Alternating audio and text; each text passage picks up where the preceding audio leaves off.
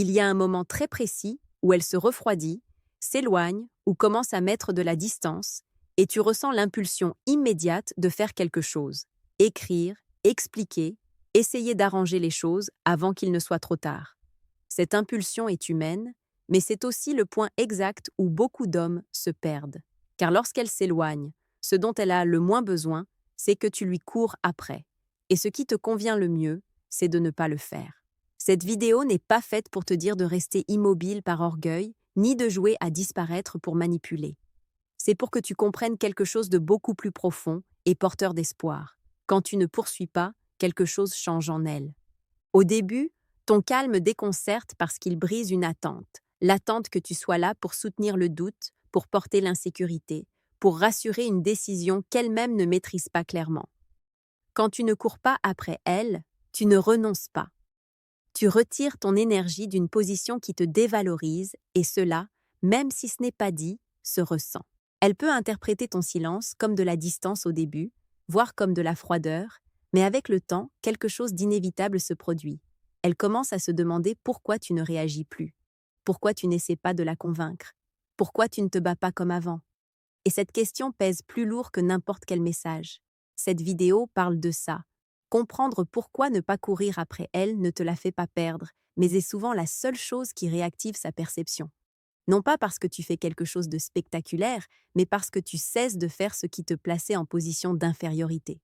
Quand tu continues ta vie, quand tu ne dramatises pas, quand tu ne te justifies pas, elle commence à ressentir quelque chose qu'elle n'attendait pas, la possibilité réelle de te perdre. Et cette sensation ne naît pas de la peur, elle naît du contraste. Avant de continuer, j'aimerais que tu fasses quelque chose. Mets un j'aime à cette vidéo si tu as déjà couru après quelqu'un, alors qu'au fond, tu savais que tu devais rester ferme. Abonne-toi et active la cloche, car ici, on ne parle pas de supplier ni de convaincre. On parle de respect de soi, de clarté et de force masculine. Et laisse en commentaire 2 mots. Je ne poursuis pas. Ou je ne cours pas après.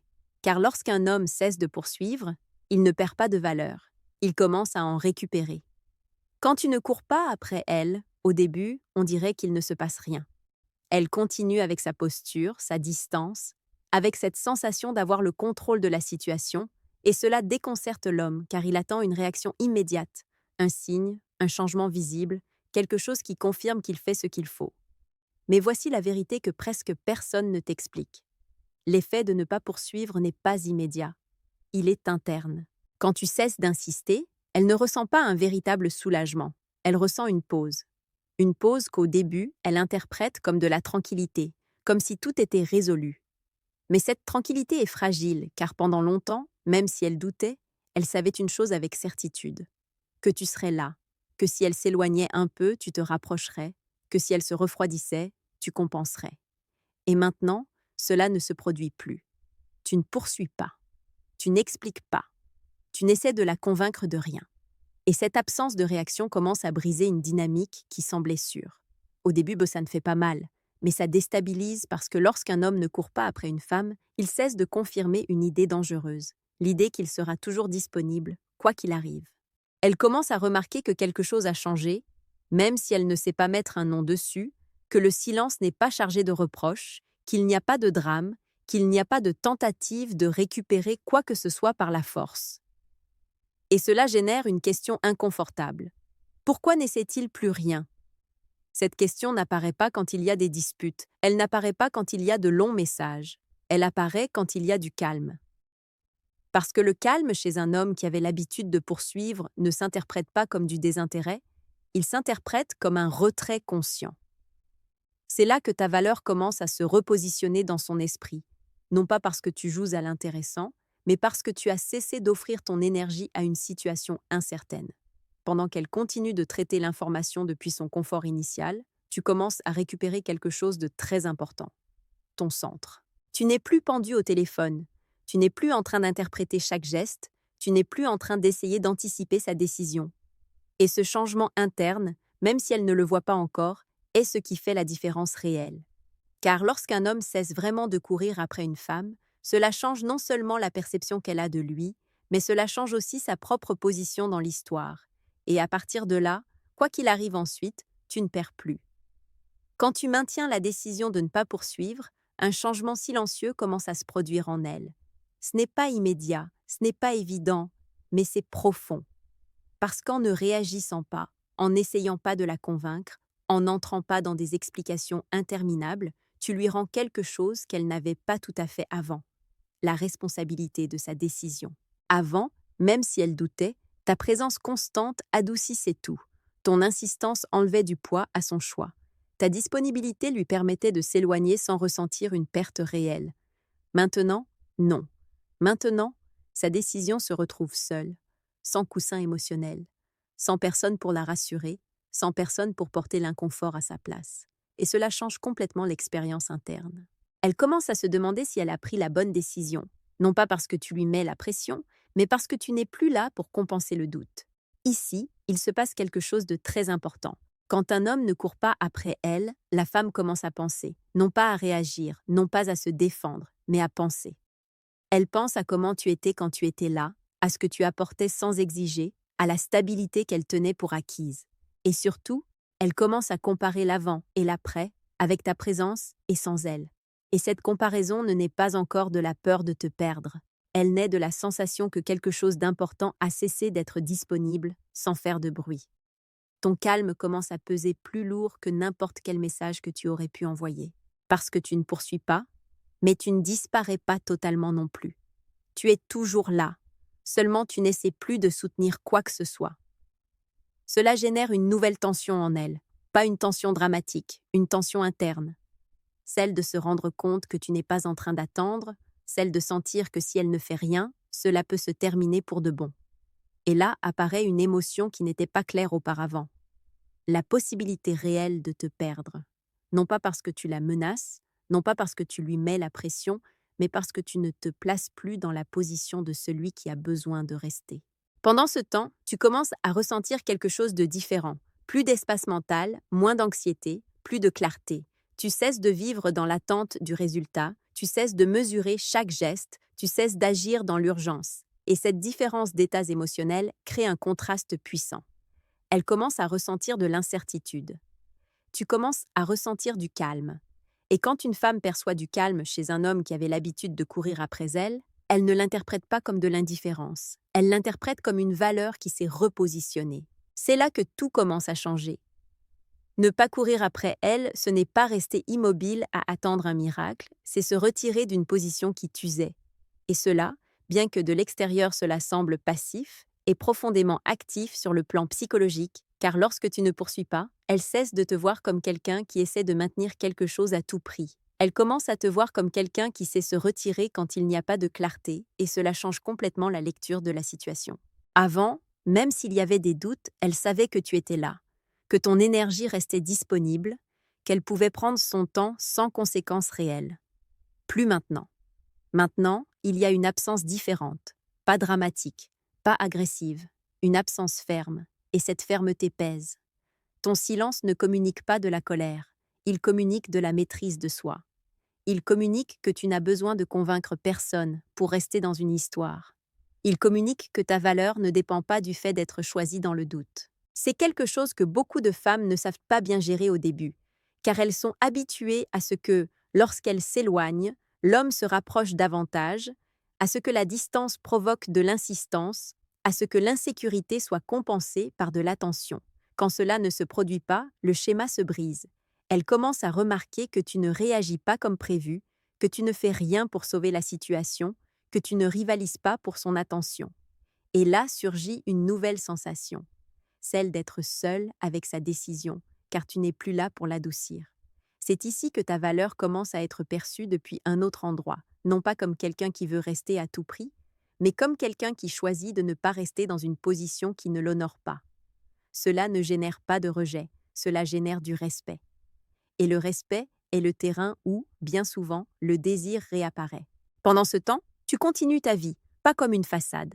Tu commences vraiment à retrouver tes routines, à mieux dormir, à penser avec plus de clarté, à ne pas vivre dans l'attente d'une réponse. Et cette énergie différente se remarque, même si tu ne la montres pas, car lorsqu'un homme cesse de courir après quelqu'un, sa vie commence à bouger et son absence commence à parler plus fort que n'importe quelle tentative de rester. C'est là qu'elle commence à sentir que quelque chose d'important a changé. pas à l'extérieur, mais à l'intérieur de toi. Et ce changement, même s'il n'est pas verbalisé, est celui qui commence à ouvrir la porte pour qu'elle reconsidère ce qu'elle tenait pour acquis auparavant. Il y a un moment clé dans ce processus que beaucoup d'hommes n'attendent pas. C'est quand elle commence à ressentir quelque chose qu'elle n'avait pas ressenti avant. Le doute réel. Pas le doute léger, pas l'insécurité passagère, mais le doute profond quant à savoir si elle a pris la bonne décision. Et ce doute n'apparaît pas quand tu insistes, il apparaît quand tu vas de l'avant sans faire de bruit, car en ne poursuivant pas, tu lui enlèves la sensation de contrôle émotionnel. Elle ne peut plus s'appuyer sur la certitude que tu seras là quoi qu'il arrive. Elle ne peut plus reporter sa décision en sachant qu'il n'y a pas de conséquences. Maintenant, il y en a. Ton absence commence à être ressentie différemment, non pas comme un abandon, mais comme une fin possible. Et cette nuance change tout. Elle commence à se demander ce qui se passe avec toi, non pas par curiosité superficielle, mais par inquiétude de ne pas savoir si elle t'a déjà perdu pour de bon. Ici apparaît une pensée qui pèse plus lourd qu'il n'y paraît. S'il ne court plus après moi, c'est peut-être qu'il n'a plus besoin de moi. Et cette pensée touche quelque chose de profond, car lorsqu'un homme cesse d'avoir besoin, sa valeur se repositionne automatiquement. Elle commence à revoir l'histoire sous un autre angle, non plus depuis le confort de se savoir choisi, mais depuis la possibilité de s'être trompée. Elle se souvient de détails qui n'avaient pas de poids auparavant. Ta constance, ton calme, ta façon d'être présent sans exiger. Et elle commence à les comparer avec la réalité actuelle, non pas parce qu'elle veut revenir tout de suite, mais parce qu'elle commence à ressentir le manque. Pendant ce temps, tu restes ferme, tu ne regardes pas en arrière, tu n'envoies pas de signaux confus, tu ne fais pas de mouvements pour provoquer, et cette cohérence est ce qui donne de la force au processus. Parce que lorsqu'un homme ne poursuit pas, mais ne se laisse pas non plus aller au désordre, il devient quelqu'un de difficile à lire et de difficile à oublier. C'est là que l'espoir commence à être réel, non pas un fantasme, non pas une promesse vide, mais un espoir basé sur quelque chose de solide, que ta nouvelle position crée un contraste qu'elle ne peut ignorer. Et même si elle ne sait pas encore quoi en faire, le doute est déjà semé. Et quand le doute apparaît sans que tu le provoques, le chemin vers le retour cesse d'être impossible, non pas parce que tu la pousses, mais parce que tu as cessé de l'empêcher en la poursuivant. C'est là que tout commence à pencher en ta faveur. À partir d'ici, il se produit quelque chose qui marque un avant et un après. Pendant qu'elle commence à douter, tu commences à te sentir mieux avec toi-même. Non pas parce que tout est résolu, non pas parce que ça n'a plus d'importance, mais parce que tu as cessé de te trahir. Avant, chacun de tes gestes était conditionné par sa réponse. Si elle écrivait, tu respirais. Sinon, tu t'inquiétais. Tu vivais en fonction d'une décision que tu ne contrôlais pas. Maintenant, non. En ne poursuivant pas, tu récupères quelque chose d'essentiel, ton autonomie émotionnelle. Tu commences à mieux dormir, à penser plus clairement, à ne plus ressentir cette urgence constante de faire quelque chose pour ne pas la perdre. Et ce calme n'est pas de la passivité, c'est de la stabilité. C'est ici que le processus devient particulièrement puissant, car pendant que tu t'ordonnes intérieurement, elle se désordonne un peu plus. Non par méchanceté, mais par contraste. Elle commence à remarquer que tu n'es plus le même, que tu n'es plus disponible comme avant, que tu n'essaies pas de rouvrir quoi que ce soit, que ta vie continue, et cela génère une sensation inconfortable, celle de rester en arrière émotionnellement parce que tu n'attends plus un signe pour bouger. Tu bouges parce qu'il te faut vivre, parce qu'il te faut avancer, parce que tu ne poursuis pas ce qui n'est pas clair. Et cette cohérence se ressent. C'est là que beaucoup de femmes commencent à reconsidérer les choses en silence, non pas sous le coup de l'impulsion, mais par l'observation. Elles se demandent « Comment peux-tu être si tranquille? Qu'est-ce qui a changé en toi? Pourquoi n'as-tu plus besoin de convaincre ?» Et même si elle ne le dit pas, elle commence à intuiter quelque chose d'important, qu'elle ne t'a peut-être pas apprécié à ta juste valeur tant que tu étais disponible. Pendant ce temps, tu n'as plus besoin qu'elle arrive à cette conclusion, car ton bien-être a cessé d'en dépendre. C'est un point clé de la vidéo, car ici l'homme cesse d'agir par espoir et commence à vivre avec dignité. Et c'est précisément de là, depuis ce calme qui ne cherche rien, que bien souvent l'inattendu se produit. Non pas parce que tu le provoques, mais parce que tu as cessé de l'empêcher. Lorsqu'un homme se repositionne ainsi, sa valeur ne fait pas que se percevoir, elle se ressent. Et depuis cet endroit, le retour cesse d'être un fantasme pour commencer à devenir une possibilité réelle. Et c'est juste à ce point que beaucoup d'histoires changent de direction. Non pas parce que tu fais quelque chose de nouveau, mais parce qu'elles commencent à ressentir quelque chose qu'elle n'attendait pas. Elle commence à sentir qu'elle te perd pour de vrai, non pas comme une menace, non pas comme un drame, mais comme une réalité. Jusqu'ici, même s'il y avait de la distance, l'idée existait que tu étais là, que si quelque chose échouait, tu réagirais, que si elle doutait, tu l'attendrais. Mais maintenant, non. Maintenant, ton calme n'est pas négociable. Ton silence ne demande rien. Ta vie n'est pas en pause. Et cela génère une émotion très concrète en elle. La sensation d'avoir sous-estimé quelque chose d'important. Elle commence à se demander comment elle a pu s'éloigner si facilement de quelqu'un qui n'essaie plus de revenir, comment elle a pu tenir pour acquise une présence qui ne répond plus à ses attentes internes. C'est là que beaucoup de femmes commencent à ressentir une peur différente, non pas la peur d'être seule, mais la peur de s'être trompée, car lorsqu'un homme cesse de poursuivre et continue d'avancer, son image change dans l'esprit de la femme. Il n'est plus celui qui était là, il est celui qui est parti sans rien casser, et ça pèse. Il se peut qu'elle ne t'écrive pas encore, il se peut qu'elle ne dise rien, mais intérieurement, elle commence à réviser l'histoire, à se souvenir de moments sous un autre angle, à comparer comment elle se sentait avec toi et comment elle se sent maintenant sans toi. Non pas par nostalgie romantique, mais par perte de stabilité. Et c'est là que le retour possible commence à prendre forme, non pas comme une impulsion, mais comme un besoin émotionnel de récupérer quelque chose qui n'est plus disponible. Pendant ce temps, tu restes le même. Tu ne bouges pas par anxiété, tu ne changes pas ta posture, tu ne romps pas le silence pour vérifier quoi que ce soit. Et cette cohérence est ce qui rend le processus réel. Parce que si elle revient à ce stade, elle ne revient pas parce que tu lui as mis la pression, elle revient parce qu'elle a senti l'impact de ton absence combiné à ta dignité. Et si elle ne revient pas, tu ne perds rien, car tu ne vivais plus pour la retenir. C'est le point où l'homme comprend quelque chose d'essentiel.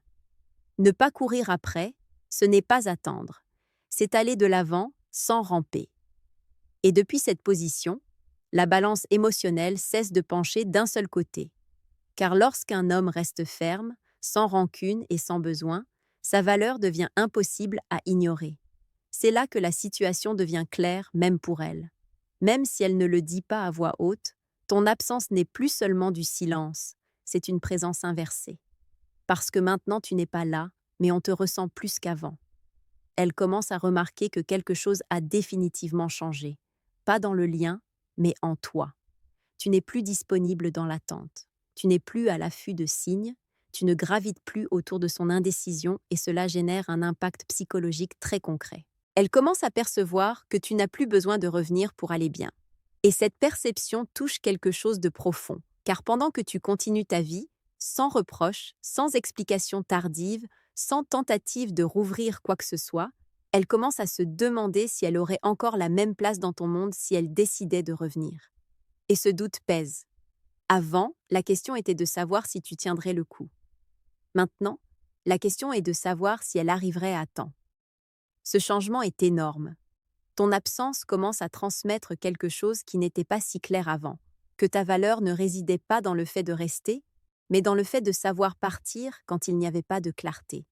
Et cela transforme complètement la façon dont elle te regarde, non plus comme quelqu'un qui attendait d'être choisi, mais comme quelqu'un qui a choisi de ne pas rester à moitié. C'est là que beaucoup de femmes ressentent un mélange d'attirance et de peur. Attirance pour cette fermeté. Peur parce que cette fermeté n'est plus sous son contrôle. Car si elle revient maintenant, elle ne revient pas vers un homme qui a besoin d'être convaincu. Elle revient vers quelqu'un qui a déjà appris à ne pas courir après, et cette différence se sent avant même qu'il y ait contact. Pendant ce temps, tu ne changes rien. Tu ne prends pas les devants, tu ne testes pas le terrain, tu ne cherches pas de confirmation, tu continues sur ta lancée, et cette cohérence est ce qui transforme la possibilité du retour en quelque chose de réel. Non pas parce que tu l'attends, mais parce qu'elle commence à sentir qu'elle pourrait te perdre pour de bon, non pas par le drame, mais par la prise de conscience. Et quand une femme arrive à ce point, la question n'est plus de savoir si tu en as fait assez, mais si elle est prête à revenir vers quelqu'un qui vaut maintenant plus qu'avant, précisément parce qu'il a cessé de courir après elle. C'est ici que le pouvoir change de main sans un seul mot. À ce stade, il y a quelque chose qui est déjà clair, même si personne ne le dit à voix haute, tu n'agis plus par espoir, tu agis par cohérence avec toi-même, et cela change tout. Parce que maintenant, si elle pense à revenir, elle ne le fait pas depuis la sécurité, elle le fait depuis le doute, depuis la question de savoir si elle a encore sa place dans une vie qui ne tourne plus autour d'elle. Avant, l'incertitude était tienne. Maintenant, l'incertitude est sienne. Elle commence à remarquer que tu ne poursuis pas, mais que tu n'attends pas non plus, que tu ne lui mets pas la pression, mais que tu ne restes pas disponible au cas où. Et ce point intermédiaire, si peu commun, est ce qui génère le plus grand impact psychologique. Car elle ne peut plus te lire avec facilité, elle ne sait plus si tu es toujours là émotionnellement. Elle n'a plus la certitude qu'un message de sa part réactiverait l'ancienne dynamique, et cette perte de contrôle émotionnel pèse plus que n'importe quelle discussion passée. C'est là que beaucoup de femmes ressentent l'impulsion de revenir, pas toujours avec clarté, parfois avec des doutes, parfois avec de la peur, mais avec une sensation claire, celle d'avoir laissé partir quelque chose qui n'est désormais plus garanti.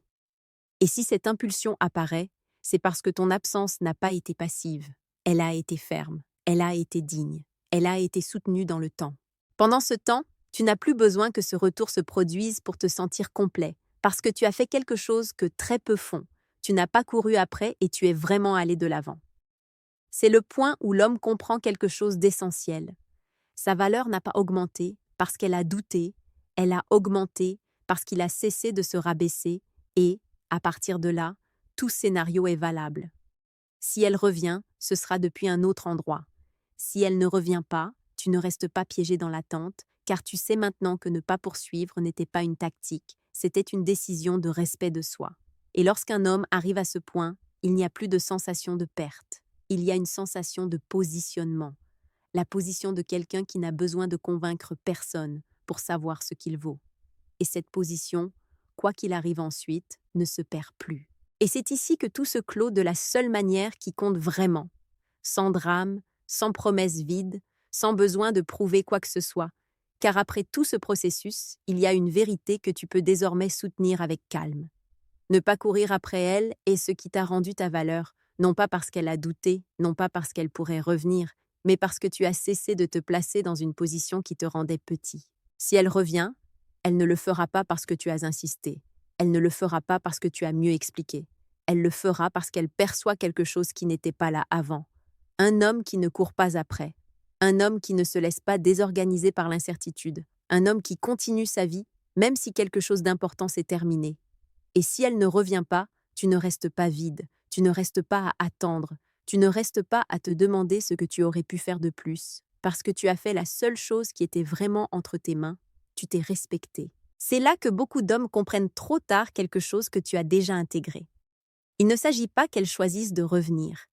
Il s'agit du fait que tu as cessé de choisir de rester là où il n'y avait pas de clarté, et à partir de là, tout résultat est digne.